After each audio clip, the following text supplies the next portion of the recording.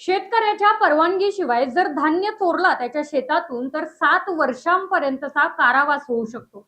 एखाद्या शेतकऱ्याच्या शेतातून जर तुम्ही त्याच्या परवानगीशिवाय धान्य घेतलं किंवा जर चोरलं तर मग त्याचे परिणाम तुम्हाला चांगलेच भोगावे लागू शकतात. आणि शेतकऱ्यांना सुद्धा डगमगून न जाता अशा वेळी तात्काळ न्याय आणि नुकसान भरपाई मिळू शकते. कसं सांगते आजच्या कृषी संवादच्या विशेष व्हिडिओच्या माध्यमातून. पूर्वी भारतीय दंड संहितेच्या म्हणजे IPCच्या कलम 379 अंतर्गत चोरीचा गुन्हा दाखल केला जायचा.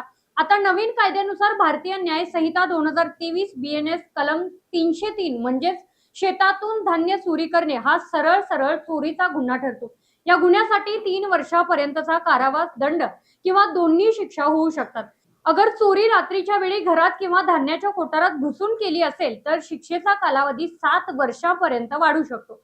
महत्वाचं म्हणजे चोरी झाल्यास शेतकऱ्याने काय करावे सांगते. जर शेतात चोरी झाली असेल तर शांत न बसता तात्काळ कायदेशीर कारवाई करणे गरजेचे आहे. सर्वात आधी जवळच्या पोलीस स्टेशनमध्ये जाऊन चोरीची तक्रार नोंदवावी. धान्याचा प्रकार, अंदाजे वजन आणि किंमत याची माहिती पोलिसांना द्यावी. जर शेतात कोणाच्या पायांचे ठसे, गाड्यांच्या चाकांचे निशाण किंवा संशयास्पद वस्तू सापडली असेल तर पोलिसांना येईपर्यंत ती जागा जशीच्या तशी ठेवून द्यायची. आजूबाजूच्या शेतकऱ्यांनी किंवा गावकऱ्यांनी कोणाला संशयास्पदरित्या फिरताना पाहिले असल्यास त्याची साक्ष महत्वाची ठरते. प्रश्न पडला असेल की नुकसान भरपाई मिळू शकते का?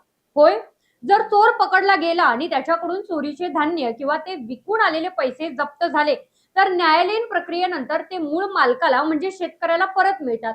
तसेच जर शेतकऱ्याने आपल्या पिकाचा पीक विमा काढला असेल आणि त्यात चोरी झाल्यापासून 72 तासांच्या आतमध्ये क्रॉप इन्शुरन्स ऍपद्वारे कृषी विभागाकडे तक्रार नोंदवणे बंधनकारक आहे.